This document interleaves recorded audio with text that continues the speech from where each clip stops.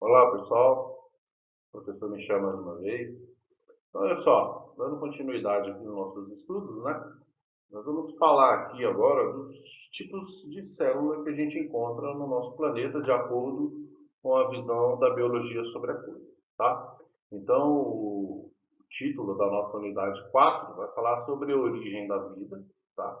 E querendo ou não, a gente vai falar assim, ó, a gente vai começar a compreender e identificar os tipos de célula que nós abordamos dentro da biologia, que são as células procariontes, que no vídeo número 3 a gente começou a falar assim de um jeito bem superficial, mas agora a gente vai aprofundar. Inclusive, eu coloquei fotos ali que vão exemplificar e vão mostrar com mais qualidade para vocês poderem saber diferenciar uma da outra, tá? Células procariontes e eucariontes, tá? Num primeiro momento, assim, são nomes estranhos, mas que quando a gente for na prática ali, vocês vão ver que são bem fáceis, tá? E depois, além de vocês começarem a entender o que é procarionte e eucarionte, a gente vai ver como é que funcionam as primeiras atividades desse tipo de célula. Beleza? Vamos lá? Então, próximo slide. Aqui, ó, a gente já começa com do começo, né? Nada mais justo que a gente começar do começo. Então a gente tem aqui, ó, uma palavrinha que ela é chamada de citologia. Assim como muitas palavras no nosso português, citologia é uma palavra formada por duas, tá? Então, cito vem do grego, vem do latim célula, tá? E logia, estudo. Então, citologia é o estudo das células, tá? Citologia é uma ciência que estuda a célula, como eu acabei de falar. E olha só o que o texto está trazendo para a gente. Ó. A célula foi descoberta em 1865 por Robert Hooke, ao estudar pequenos fragmentos de cortiça que fazem parte do reino plantar. Gente, reino cortiça, por incrível que possa parecer, tá? É casca de árvore, tá? Levando para um exemplo mais bonitinho, a cortiça é aquele material da rolha do vinho. Não tem a rolha do vinho, aquele material esponjoso? Então, aquilo ali é cortiça, aquilo ali é casca de madeira, tá? Casca de árvore. Então, querendo ou não, por mais que ele possa ser assim estranho, não, professor, isso daqui é sintético. Não, não é sintético, não. Isso daí é um organismo foi vivo, né? É um material orgânico. Beleza? Segundo parágrafo. Aí ele fala assim, ó, a célula é uma estrutura morfofisiológica, ou seja, é a estrutura que forma e é ela que faz com que o indivíduo funcione, tá? Que compõe os seres vivos, exceto os vírus, né? Os vírus, como a gente já falou anteriormente, os vírus eles são acelulares, eles não são ditos indivíduos vivos porque eles não têm células, tá? São formados por aglomerado de proteínas, tá? Observação: os vírus são acelulares, né? Não possuem células por não apresentarem membrana plasmática, citoplasma ou núcleo. Entretanto, são considerados seres vivos por muitos cientistas, tá? Por eles apresentarem simplesmente material genético e, querendo ou não, eles sofrem mutação. Então, assim, enquanto para uns cientistas ele não é considerado vivo, porque ele não é formado por células, mas para outros cientistas, por ele ter material genético e por ter a capacidade de sofrer mutação genética, de acordo com o hospedeiro dele, então para muitos ele é considerado um organismo vivo. Então, entre o vírus ser classificado como vivo e não vivo, então a gente fica ali em cima do muro, tá? Mas mesmo a gente em cima do muro, a gente fica sabendo de uma característica e da outra, para que dependendo da questão que você se deparar, você sabendo de uma visão ou de outra visão, você consegue resolver aquela questão. Beleza? Então vamos lá, próximo slide. Então olha só, as células são divididas em procariontes e eucariontes, tá? A gente vai ver já já como é que funciona isso daí. No primeiro momento, ó, olha só, as procariontes são representadas pelo reino Monera, o reino Monera, tá? Na figura das bactérias, das cianobactérias, e o grupo das eucariontes são representados pelo reino protista, fungo, plantar e animais, tá? Traduzindo no português mais bonitinho, a célula procarionte, gente, ela é uma célula primitiva, tá? Ela é uma célula sem muito desenvolvimento metabólico, é uma célula que não tem muitas estruturas morfológicas, então ela é bem simples comparada à célula eucarionte. A célula eucarionte já é uma célula mais evoluída, já é uma célula que tem um desenvolvimento metabólico mais acelerado, e querendo ou não, ela necessita de mais energia para sobreviver, tá? Então, como no próprio exemplo aqui falou, o reino Monera são representados pelos indivíduos simples, ó, na figura das bactérias e da cianobactéria. Já as eucariontes já são representados pelos indivíduos que têm um metabolismo acelerado, ó, protista, fungo, planta e animalia. Beleza? O que que uma tem que a outra não tem? Muito simples. Se você perceber aqui, ó, a palavra procarionte ela começa aqui com esse sufixo pro e a eucarionte começa com o sufixo eu, mas a terminação dela aqui, ó, é a mesma, o carionte, né? Então, traduzindo no português mais bonitinho, a célula procarionte ela não possui carioteca, que é uma membrana que forma o núcleo celular por onde armazena o material genético desse indivíduo, tá? Já a célula eucarionte, o eu ele vem de contém, ele vem de presente. Então a célula eucarionte ela contém a carioteca, automaticamente forma o núcleo. Se forma o núcleo celular, nós temos aí o armazenamento do material genético desse indivíduo. Beleza? Lá embaixo, a grande diferença do ser procarionte para o eucarionte é que os procariontes não possuem a carioteca, eu acabei de falar. A carioteca é uma estrutura evolutiva que tem como função proteger e organizar o material genético. Tá? Além dela proteger e organizar o material genético, ela forma o que a gente chama de núcleo celular, tá? Que é a estrutura central, é a organela central dentro da célula eucarionte, onde ela vai armazenar aí o material genético do indivíduo, tá? Favorecendo com que esse indivíduo tenha aí todo o seu desenvolvimento metabólico, todas as suas estruturas intactas. Beleza?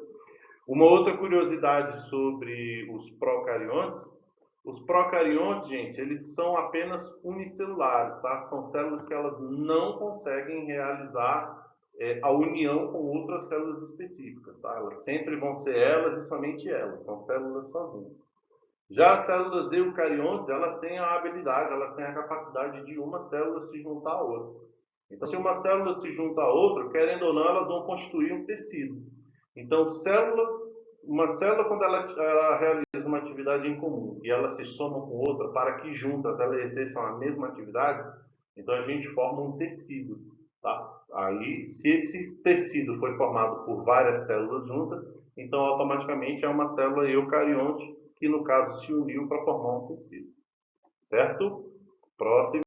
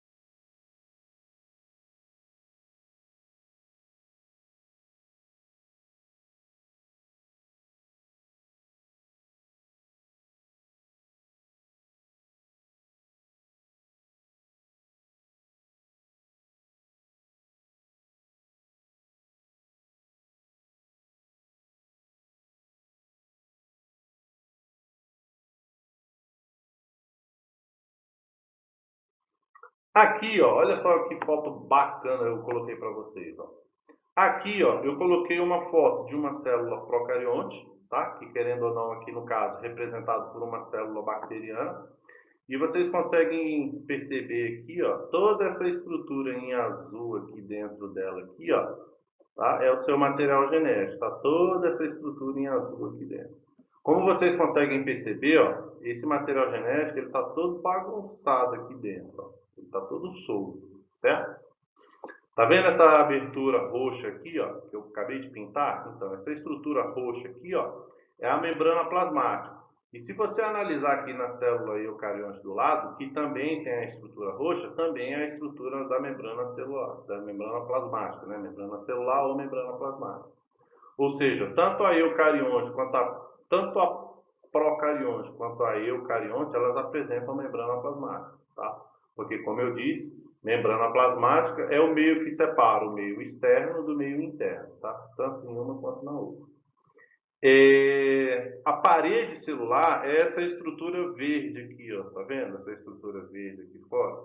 Ou seja, ela atua como proteção. O próprio nome já diz, ela é uma parede, né, que vai proteger essas estruturas internas aqui, ó, que querendo ou não, elas são bem delicadas, tá? Já a célula eucarionte, ela não apresenta parede celular, tá? Ela é exclusiva dos moneras e do reino plantário, tá? Inclusive, lá na frente a gente vai falar do reino plantário e a gente vai ver como é que funcionam essas características aí, tá? Aqui, ó, na eucarionte, a gente consegue ver aqui, ó, tá vendo essa estrutura verde aqui dentro, ó? E esse material azulzinho bem aqui, ó, que eu acabei de pintar. Essa bolinha azul aqui, ó, é o material genético dessa célula, só que organizado. Olha a diferença desse material da procarionte para esse material da eucarionte. Ele está bem protegido e está bem organizado. Tá? Lembra de eu falei da carioteca? Né? Ou seja, essa estrutura verde aqui. Ó. Essa estrutura verde, chamada carioteca, ela forma essa estrutura cilíndrica chamada de núcleo celular. E por ser o núcleo celular, automaticamente ela vai armazenar o material genético, o DNA desse indivíduo lá dentro. Belezinha? São células fáceis, não são células difíceis da gente compreender, não. Basta a gente ter um pouco de foco. Beleza? Próximo. Aqui, ó, organização da célula eucarionte. Aqui, ó, ele vai trazer para a gente algumas organelas e algumas estruturas que a gente encontra somente na célula eucarionte, tá? Então vamos ver aqui, ó. Os seres eucariontes compõem 4 dos grandes reinos que nós conhecemos. Mas falaremos apenas de 2 principais, que são o plantar e o animalia, tá? O reino das plantas e o reino animal. A célula vegetal pode ter várias formas, mas a principal dela é a retangular, que é o que a gente vai ver no próximo slide ali já já. Tá? Ela é constituída das seguintes estruturas, ou seguintes organelas. Olha só. A membrana plasmática, como a gente já falou, que é a estrutura que separa o meio externo do meio interno. Ela é formada pelo núcleo celular e pelo citoplasma. O citoplasma é a estrutura que preenche, né, todo o interior da célula. E no caso aqui da célula vegetal, ela é formada pela parede celular, só que nesse caso aqui, ela é formada por celulose, diferentemente da parede celular bacteriana, que é formada por quitina, tá? E querendo ou não, polissacarídeos, né, a figura de gordura. E aqui embaixo, ó, quando ele fala assim, ó, celulose é aquele carboidrato, tá? E no caso dos herbívoros, eles mastigam para poder ter acesso, tá? Só que no caso, os ruminantes, quando eles mastigam a grama, quando eles mastigam o vegetal, no estômago desses ruminantes existem bactérias que vão digerir a celulose e a bactéria, quando ela digere a celulose, libera o carboidrato que de fato vai ser absorvido pela vaca. Porque a vaca propriamente dita, ela não tem a enzima necessária para poder digerir a celulose. Tá? Nós temos a figura dos plastos, que querendo ou não, são eles os responsáveis por captar o calor da energia, né, da energia luminosa, e para conseguir promover a questão da fotossíntese, certo? Nós temos o grande vacúolo, ou simplesmente vacúolo, que a função dele nada mais é do que armazenar água, tá? É uma grande caixa d'água que toda célula vegetal tem. Como eu imagino que você já deve ter visto, após uma queimada, 2, 3, 4 dias depois, lá no meio das cinzas já começa a brotar aquela árvorezinha nova, aquela graminha nova. Então, querendo ou não, os vegetais, né, as plantas só conseguem ter essa característica devido à presença do vacúolo, que é essa grande caixa d'água que ela tem em cada célula vegetal, certo? A figura do núcleo, como a gente já falou, a figura da mitocôndria. Mitocôndria, gente, é uma organela celular, que lá na frente a gente vai falar sobre ela também, que ela tem como função a questão da troca gasosa, tá? Com a atmosfera. É ela quem faz quando a gente inspira o oxigênio. Então, quando a corrente sanguínea, rica em oxigênio, chega na célula, a célula pega essa molécula de oxigênio e disponibiliza para a mitocôndria. Então, é a mitocôndria que faz essa questão da conversão do gás oxigênio para energia corporal. Beleza? Aqui embaixo, nós temos a questão do lisossomo, tá? Ela é apenas encontrada em plantas carnívoras. Por que o lisossomo só é encontrado em plantas carnívoras? O lisossomo, ele é uma organela responsável pela digestão, tá?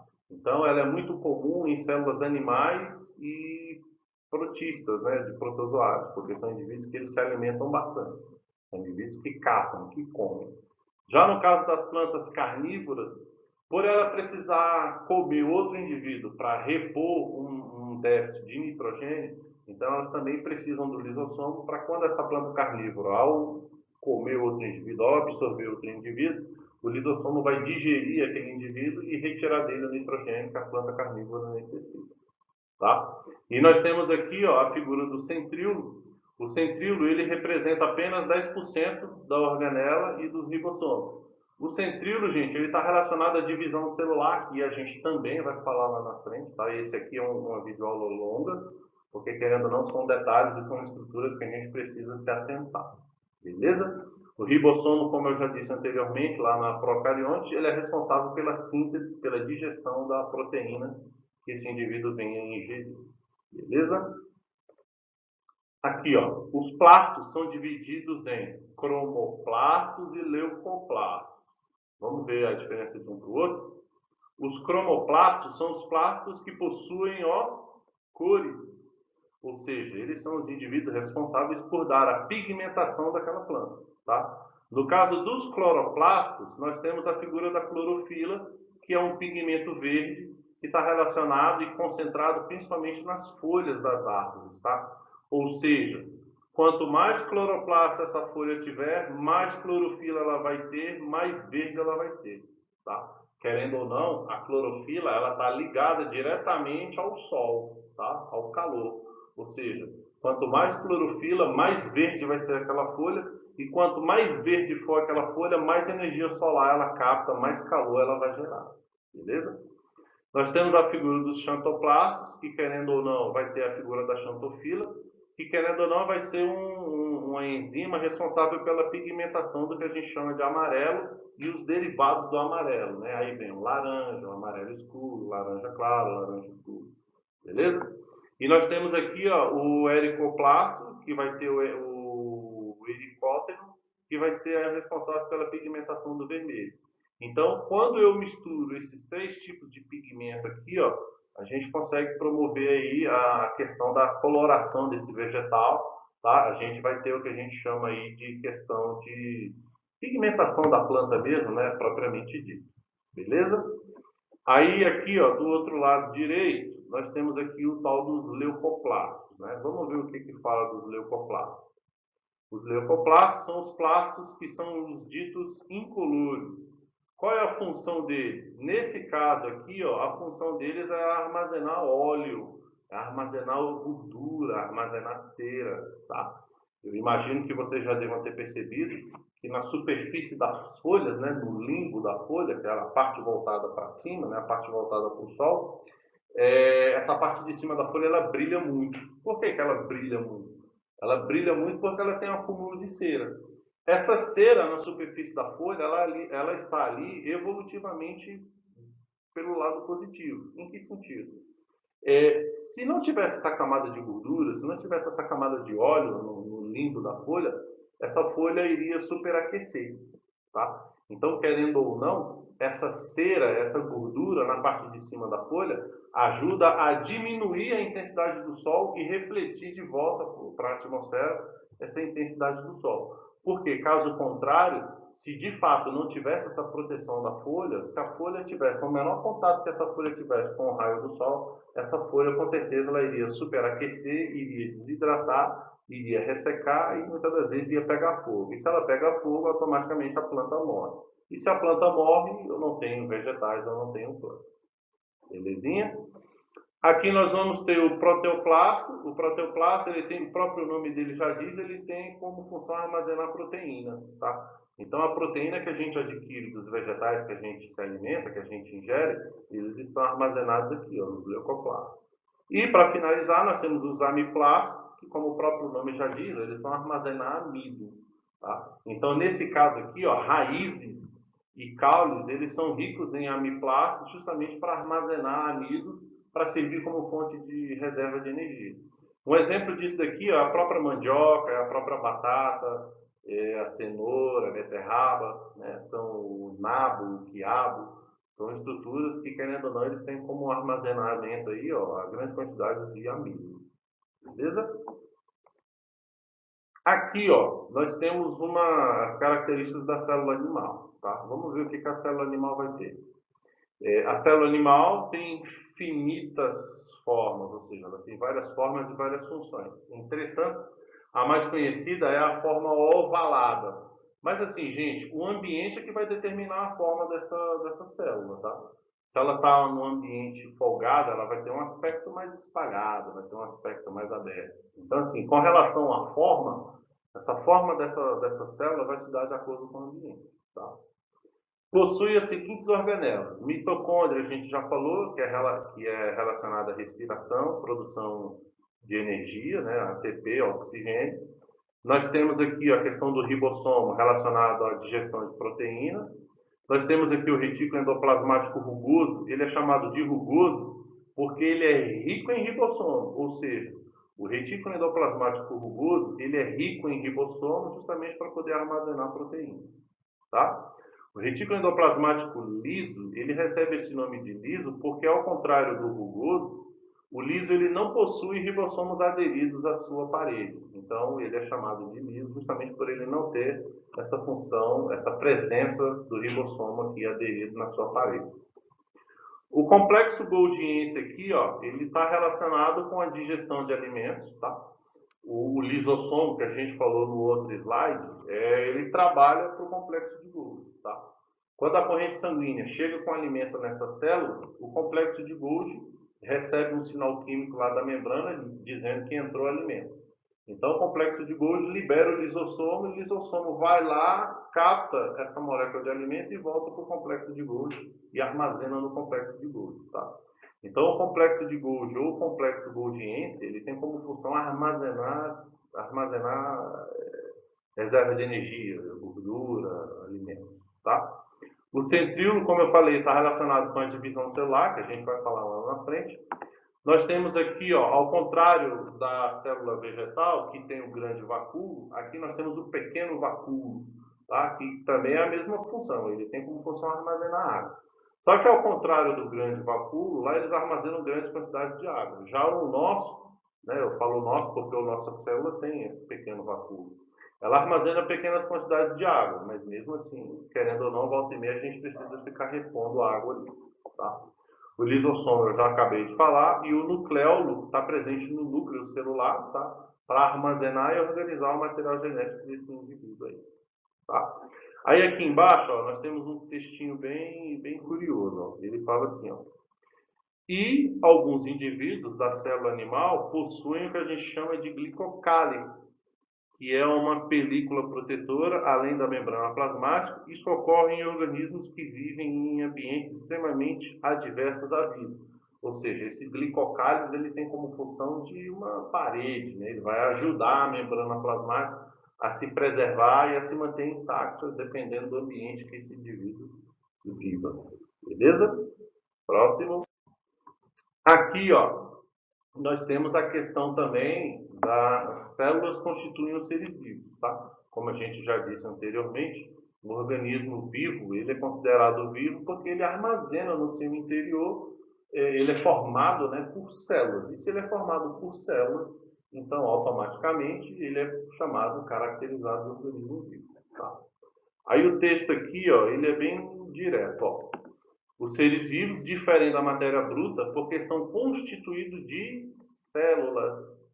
Os vírus são seres que não possuem células, como a gente já falou, mas são capazes de se reproduzir e de sofrer alteração em material genético graças à célula hospedeira que vai receber esse vírus. Tá?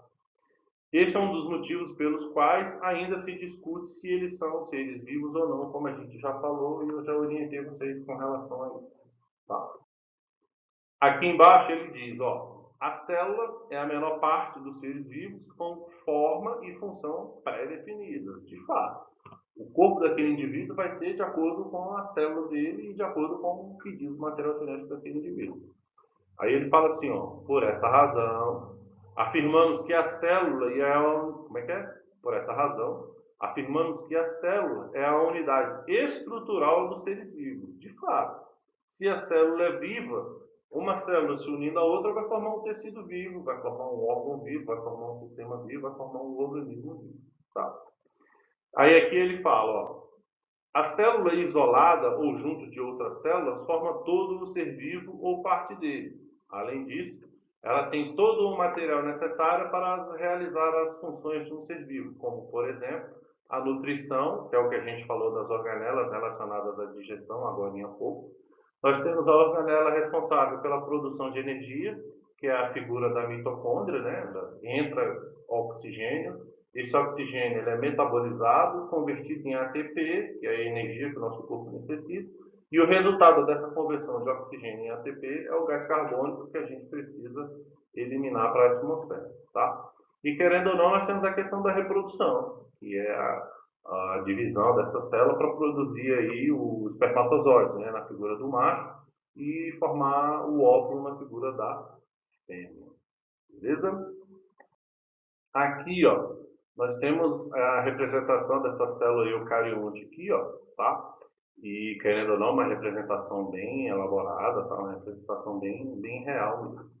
Aí aqui a gente tem assim, ó, cada célula do nosso corpo tem uma função específica e, de fato, tá?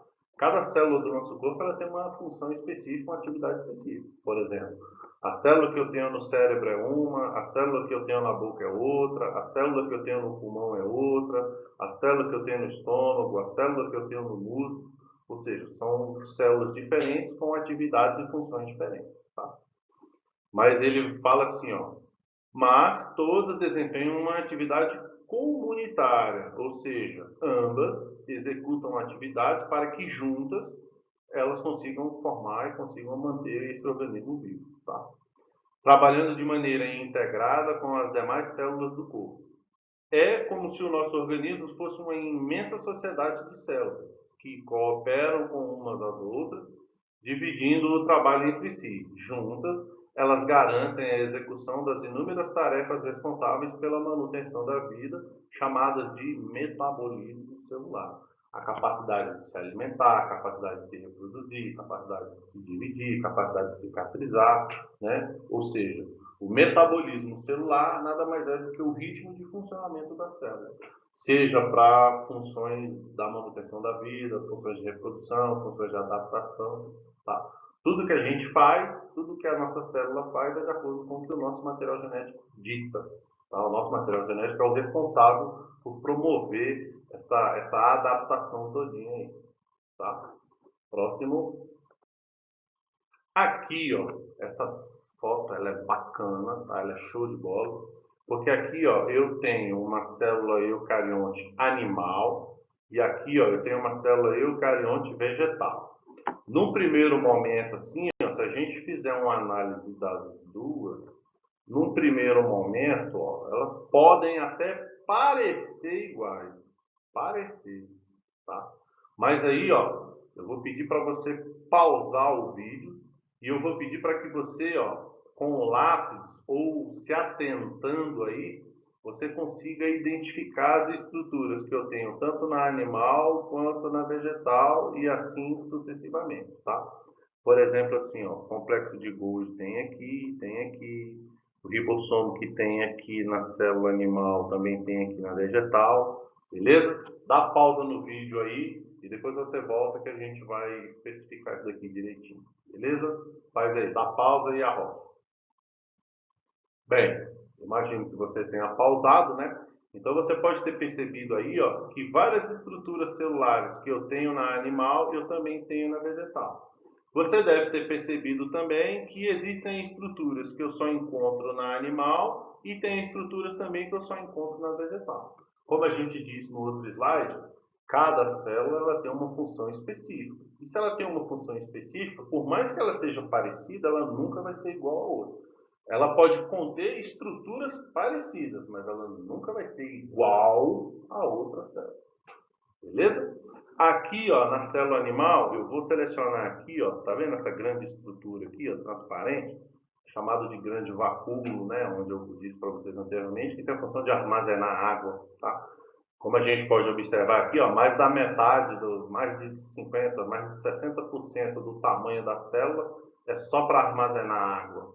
Então, querendo ou não, uma grande adaptação que as plantas tiveram foi a percepção de captar e armazenar água, né?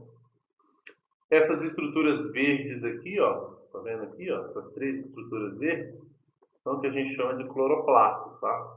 Aqueles que eu falei lá no outro slide, relacionados à fotossíntese, beleza? Aqui, ó, nós temos um slide muito bacana, que ele está mostrando aqui, ó, o que a gente chama de modelo mosaico fluido. Esse modelo mosaico fluido, ele mostra como que é a composição e a formação da membrana plasmática. Então a gente consegue perceber aqui, ó, que a membrana plasmática ela é dividida em algumas partes. Nós temos aqui, ó, o meio externo e aqui nós temos o meio interno, tá? Ou seja, o meio de fora e o meio de dentro dessa célula. Então a gente consegue perceber aqui, ó, que o lado de fora dessa célula, ele tem essas bolinhas amarelas aqui, ó, que no caso elas são formadas de lipídio, tá? São a camada hidrofílica da membrana plasmática. Hidrofílica por hidroágua, fílica relação, ou seja, essa camada de lipídio aqui, ó, do lado de fora da membrana plasmática, ela interage com a água, ela entra em contato com a água. Diferentemente dessa parte interna dela aqui, ó, que é esse roxo, esse azul, esse verde, né? Dependendo dos olhos de quem vê, para mim aqui está verde. Aqui, ó, essa estrutura esverdeada aqui, ela é chamada de hidrofóbica. Água-fóbica de medo, ou seja, ela não interage com água, tá? E aqui, ó, nós temos as pontes de proteína. Essa ponte de proteína é o canal que vai ligar o meio externo ao meio interno. Então, é por esse canal, por essa ponte de proteína, que muitas das vezes pode entrar alimentos para dentro dessa célula. Beleza? Tanto para entrar quanto para sair. Beleza? E aqui na parte de baixo, ó, a gente tem de novo a camada de lipídio, né, hidrofílico, já só que a diferença é do lado de dentro, tá? Aqui nós temos do lado de fora e aqui nós temos do lado de dentro. Então vocês se atentem, tá, gente?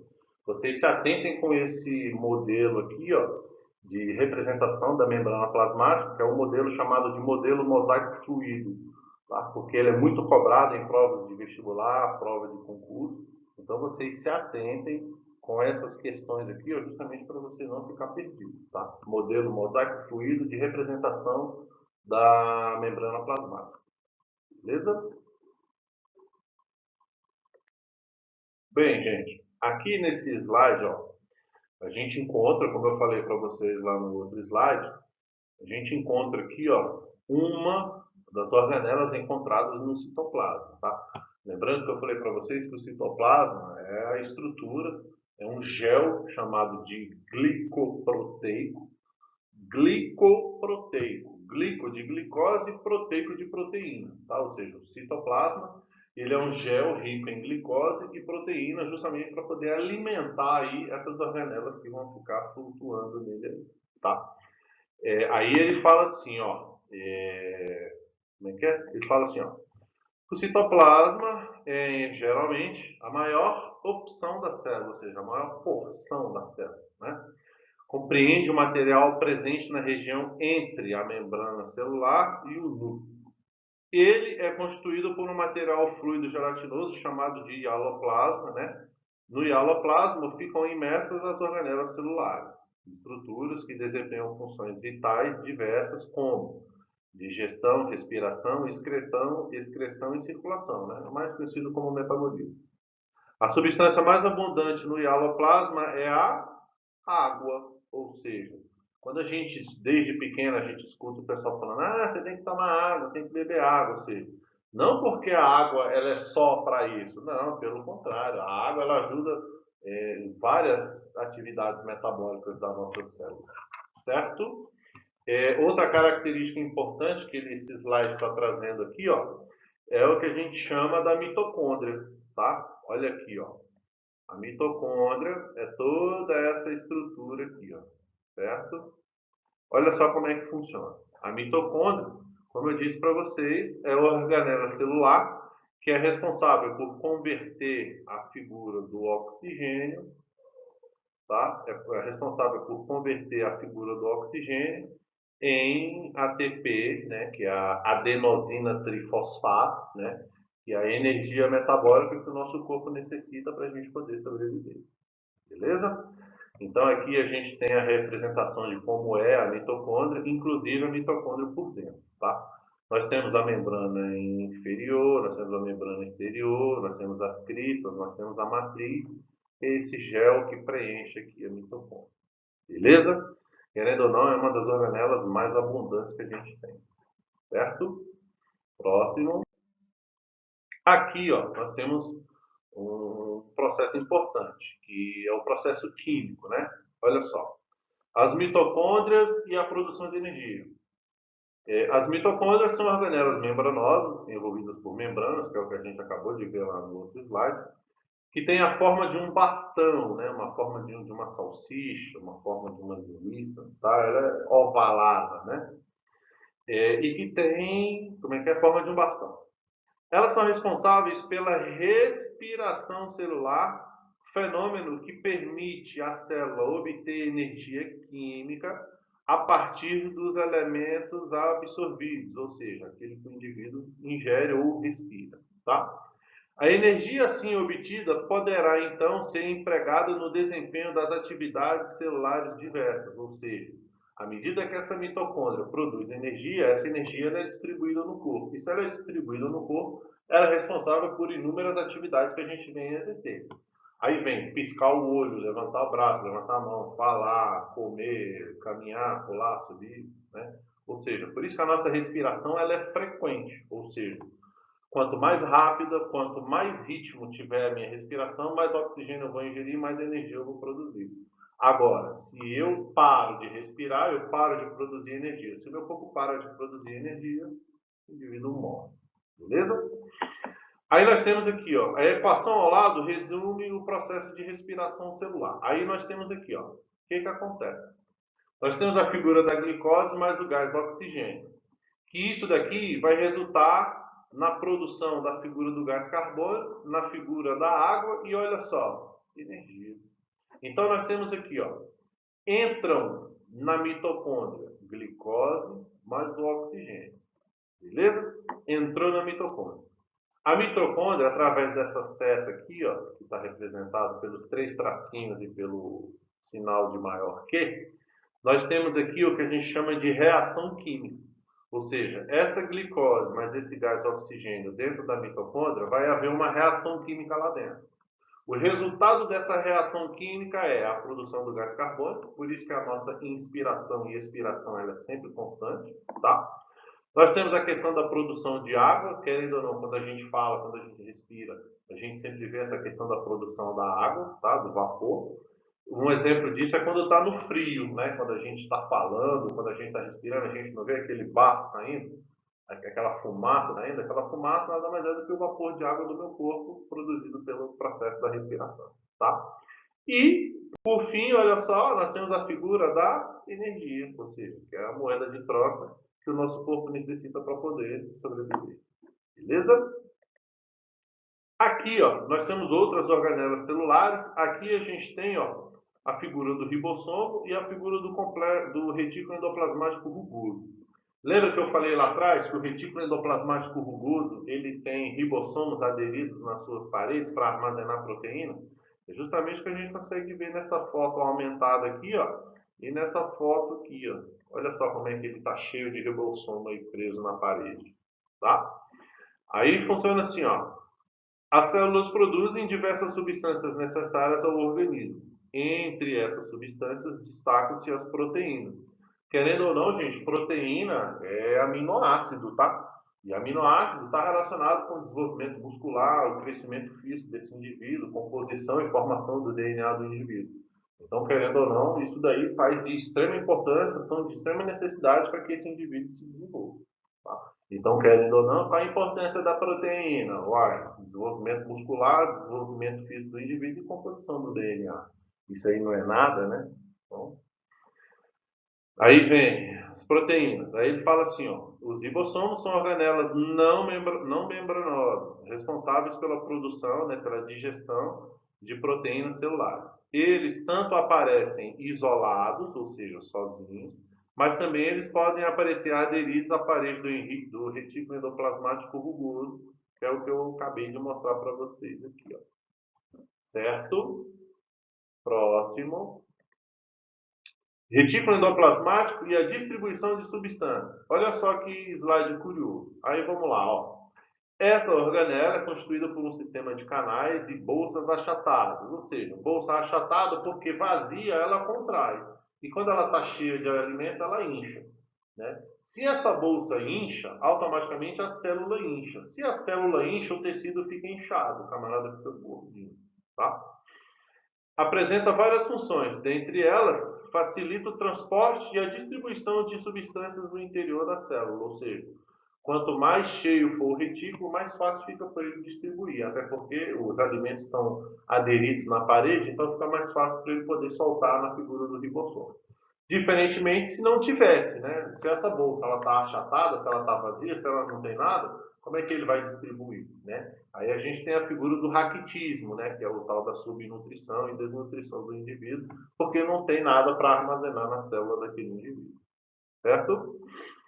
Aí aqui embaixo nós temos, ó, as membranas do retículo endoplasmático podem ou não conter ribossomos aderidos à sua superfície externa, tá? A presença do ribossomo confere à membrana do retículo endoplasmático uma aparência granulada, né, ou granulosa, ou granulada. E a ausência dos ribossomos vai dar um aspecto de liso ou de não granuloso.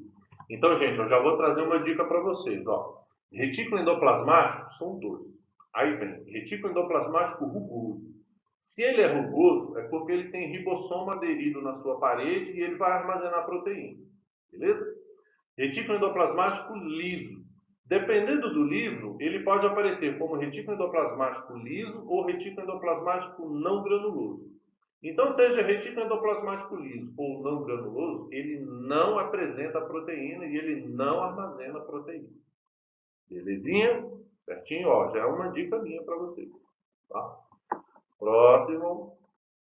Aqui, ó, nós temos a estrutura da célula, que querendo ou não, ele está trazendo aqui para a gente, ó, algumas organelas celulares que a gente consegue encontrar aí, ó, dentro de uma célula eucarionte. Então, vamos ler aqui o que seria isso, tá?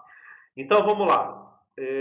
Aqui, ó, como eu já disse agorinha, o retículo endoplasmático liso, tá? Ele não vai trazer ribossomo aderido na parede. Nós temos aqui a figura da mitocôndria, que é responsável pela troca gasosa e produção de energia, né, do ATP. Nós temos aqui, ó, o centríolo, que é responsável pela divisão celular, tá? Ou seja, a célula só se divide porque o centríolo ele se divide, e quando ele se divide, uma célula se divide em duas, dando origem a duas células diferentes, ou iguais a ela, tá? Vai depender do tipo de divisão celular que ocorreu aí. Nós temos aqui, ó, o complexo de Golgi, que é o que eu já falei para vocês, que ele vai armazenar alimento, né, lipídio. No caso dele armazenar lipídio, dele armazenar gordura, aí ele tem a figura do lisossomo, e o lisossomo é o camarada que trabalha com o complexo de Golgi, tá?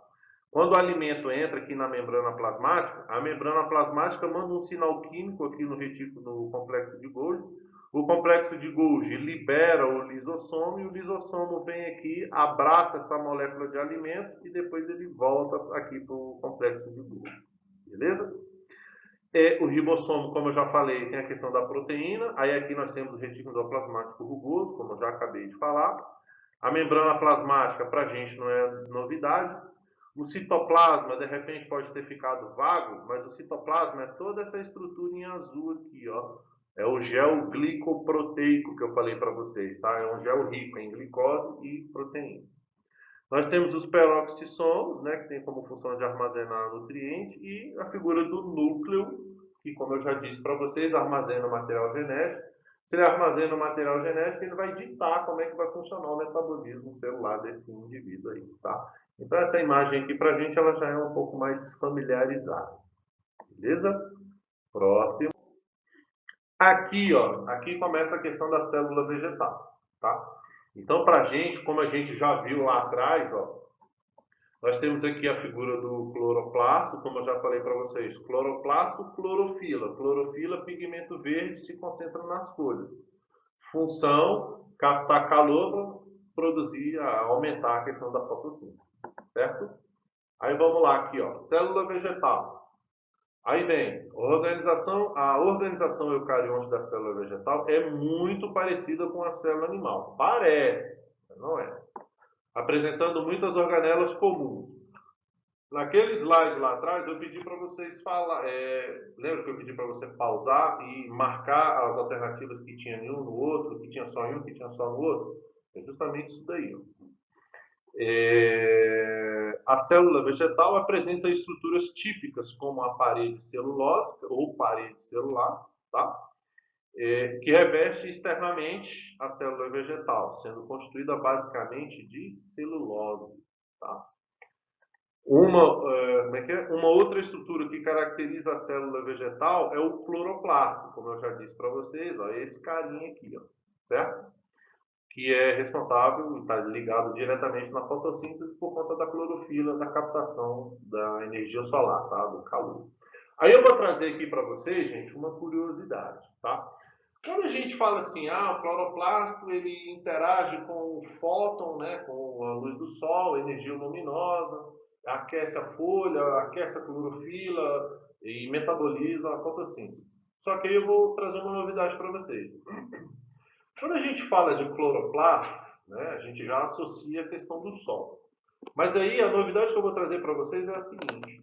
É comprovado cientificamente, inclusive eu já realizei esse experimento diversas vezes com os meus alunos, tá, do regular. E o experimento é bem simples. Quando a gente fala de energia luminosa, a gente não fala só do sol não, tá? A gente fala de energia luminosa, uma delas, que querendo ou não é a que ocorre no ambiente, que é a figura do sol, né, que querendo ou não está aí para todo mundo. Tá? Uma segunda tipo de energia luminosa é a artificial, tá? É a energia elétrica. Se eu expor uma semente, se eu expor uma planta a uma lâmpada, tá? das incandescentes, aquela amarela, ou da fluorescente, ou dessas de LED, essa lâmpada vai oferecer calor suficiente para que essa célula vegetal consiga produzir fotossíntese.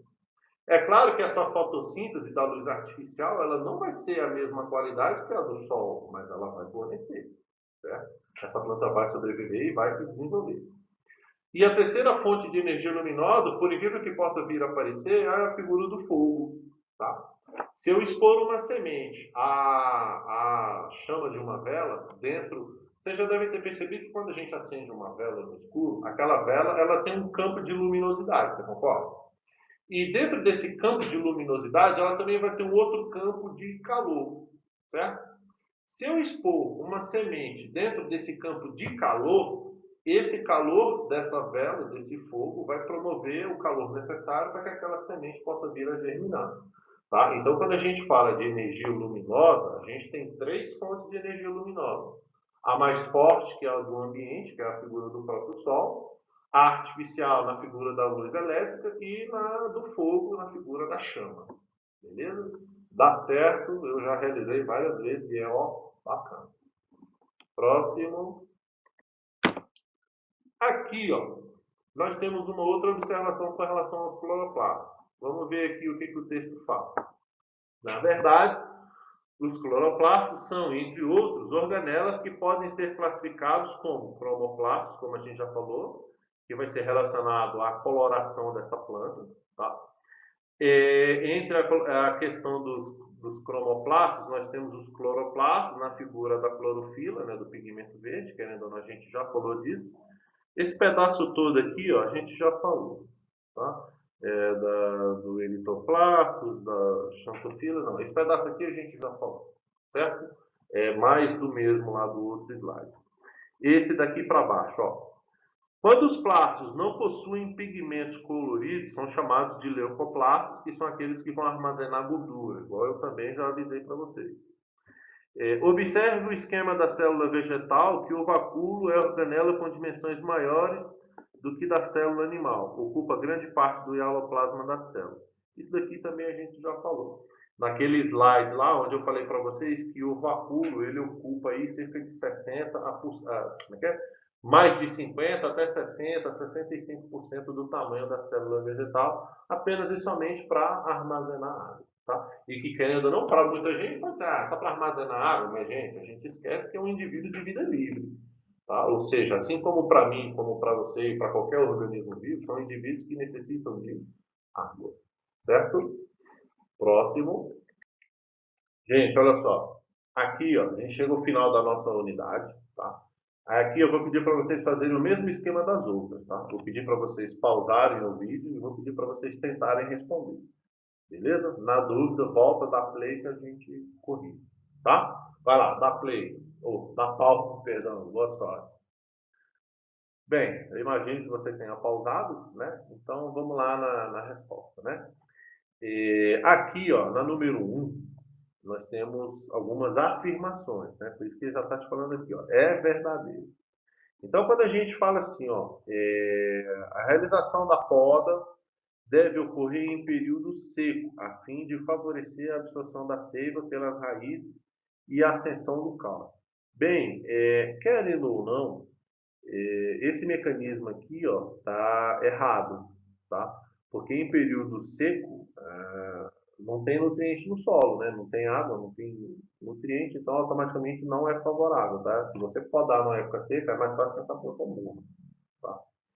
Aí ele vem assim, ó, ele fala: um solo rico quando contém areia, humus, nutrientes e água mineral. Estaria certo se fosse aqui, ó, humus, nutrientes, minerais e água. O erro aqui, ó, é a areia, porque solo arenoso não fica nada, porque a água, quando ela bate, ela leva tudo. Tá? Então, querendo ou não, está errado só por conta dessa questão da areia. Quem não sabe o que é humus, humus é cocô de minhoca, tá? Quando a minhoca ela come, que ela libera o seu cocôzinho, o humus, né, que é o cocôzinho da minhoca, ele é um elemento, ele é o adubo mais forte que a gente tem no mercado, tá? Letra C, ele fala assim, ó, os oligoelementos, que são elementos com grandes quantidades de energia, devem ser absorvidos em pequenas quantidades, de fato, porque querendo ou não, se ele for absorvido em grandes quantidades, essa planta ela pode ter uma sobrecarga e pode vir a morrer, tá? Visto que são utilizados na produção de substâncias exigidas, como vitaminas e pigmentos. Claro, de fato. Para ela produzir vitamina e para ela produzir pigmento, ela precisa de grande energia, tá? E letra D, a absorção dos pelos absorventes por transporte ativo retarda o deslocamento da água, mas seleciona os eletrólitos absorvidos. Aqui no caso, gente, está errado por conta do transporte ativo. Nas raízes é capilaridade, tá? Não é transporte ativo, não. E a letra E não é nada disso, então a resposta certa aqui, ó, letra C. Beleza? Número 2. Número 2 ele fala assim, ó, é incorreto. Tá? Ele está te perguntando qual é a errada. Então ele fala assim, ó, o cálcio contribui para o afofamento da terra? Claro, porque o cálcio ele vai criar espaço e automaticamente vai deixar essa terra mais pura. Tá? Aí ele fala assim, ó, as quantidades de compostos nitrogenados produzidos nas tempestades não são suficientes para a necessidade da flora terrestre. Bem, de fato, essa daqui já está errada, ó, letra B. Quando ele fala assim, ó, compostos nitrogenados produzidos nas tempestades. Gente, tempestade com chuva, vento, gelo, granizo, quando eles caem no solo, eles vêm trazendo esse nitrogênio presente na atmosfera. E essa água da chuva rica em nitrogênio, ela fixa esse nitrogênio no solo. Então, querendo ou não, quanto mais chuva tem, mais rico, mais nutritivo é esse solo por conta do nitrogênio. Um exemplo prático disso daí, ó, é quando sempre após grandes quantidades de chuva, a gente sempre vê aí ó, que o gramado está verdinho, a árvore cresceu, produziu e tal. Beleza? Então, de cara já é a letra B aqui, ó. Não vou nem ler o resto. Número 3. É incorreto afirmar. Vamos ver. As características mais importantes da membrana das células epidérmicas é a presença de uma substância graxa, ou seja, de gordura, que constitui a cutícula. Sim, de fato, é isso mesmo. O velame é uma epiderme pluristratificada, né? Ela é vascularizada, encontrada nas raízes das orquídeas. Sim. A maior vantagem do solo argiloso está em possuir matéria orgânica. Sim, querendo ou não, sim. A dificuldade lá é porque ele é muito, ele é ruim para a fixação das raízes, tá? E o D aqui, ó, os pelos absorventes são estruturas em geral unicelulares. Está errado aqui, ó. Então já é a letra D. Unicelular, gente, é fungo, bactéria, protozoário, tá? Aqui, ó, pelo absorvente, a gente está falando de planta pluricelular. Então, ele está falando aqui, ó, que os pelos absorventes, estruturas das raízes das plantas são unicelulares. Tá errado. Então, letra D, vou nem ler o último, tá? Vamos lá para o próximo. Aqui é a mesma coisa, tá, gente? Você pausou lá o vídeo, né? Você tentou responder e aqui a gente vai dar continuidade, tá? Então ficou assim, ó, número 4. Em geral, quanto mais rapidamente uma planta perde água, tanto mais rapidamente ela absorve a água do solo. Isso se deve ao fato dela excretar apenas a quantidade de água que for capaz de absorver? Não, está errado. Variações na absorção podem aumentar ou diminuir a quantidade de água que pode ser eliminada. Também não. Letra C. A coluna de água existente no xilema, que é o tecido condutor de seiva da planta, entra no mesófilo da raiz. Esta em tensão devido à coesão entre as suas células e suas moléculas. Letra C. Porque olha só, ou seja, quanto mais água tiver no xilema, que é o tecido condutor de seiva bruta, né, que vem das raízes para a folha, quanto mais água tiver no xilema, que querendo ou não, ele vai estar em contato com a raiz, automaticamente vai ser a perda dessa água, dessa molécula para o ambiente. Tá? Então, querendo ou não, número 4, letra C. Número 5, no reino das plantas, organismos multicelulares haploides, ou seja, com um material genético. Quem são? Aí aqui são as sementes, os esporos, tá? As hifas. Então aqui de cara eu já sei ó, que produzem esporos através de meiose. Porque quando ele fala de haploide, é uma célula que tem só a metade do material genético. Que célula que tem a metade do material genético? As células haploides. No caso das plantas, as sementes e os esporos, tá? Porque o esporo de uma planta com o esporo de outra planta vai resultar numa planta né, nova, numa planta diferente. Então, 5, letra A. Então, vamos aqui para o próximo e último slide. Aqui também, gente, vocês pausem o vídeo, tá? Tentem responder e aí em seguida vocês voltem para a gente poder corrigir, tá? Pausa aí, boa sorte. Eu imagino que você tenha pausado, né? Então, vamos lá. A número 1 fala assim, ó. Numa célula animal, qual organela é responsável pela respiração celular? Como a gente já está cansado de falar, a letra B, mitocôndria, tá? Então, não tem nem o que falar do resto. Número 2. Qual das organelas abaixo apresenta a função de membrana plasmática numa célula? E de cara aqui, ó, a gente já sabe que é a letra A, ó, dá forma, além de controlar substâncias que entram e que saem dela. Esse exercício aqui está até fácil. Então, número 3. Qual das alternativas abaixo apresenta o nome de duas formas de divisão celular? Aqui de cara já sei que é a letra C, mitose e meiose. Tá? Que mitose é um processo de divisão celular onde a célula que se forma duas, essas duas vão ser iguais àquela célula que originou as duas. Tá? Já a meiose é uma célula que vai se dividir em duas. Só que essas duas células que nasceram são diferentes dessa célula original. Tá? Então é mitose e meiose. Número 4, a número 4 fala assim, ó, numa célula animal, qual organela possui a função de conservar, ó, qual organela possui a função de conservar e transmitir informação genética? Bem, se a gente está falando de genética, a gente está falando de núcleo celular, de material genético, DNA. Então não tem nem que ter dúvida não.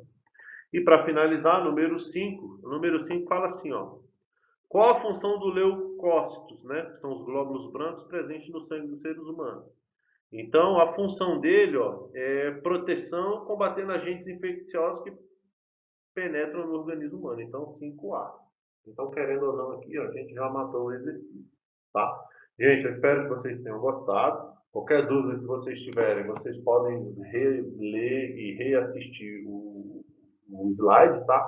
Qualquer dúvida é só entrar em contato com a gente, tá? Beleza? Obrigado. Até a próxima.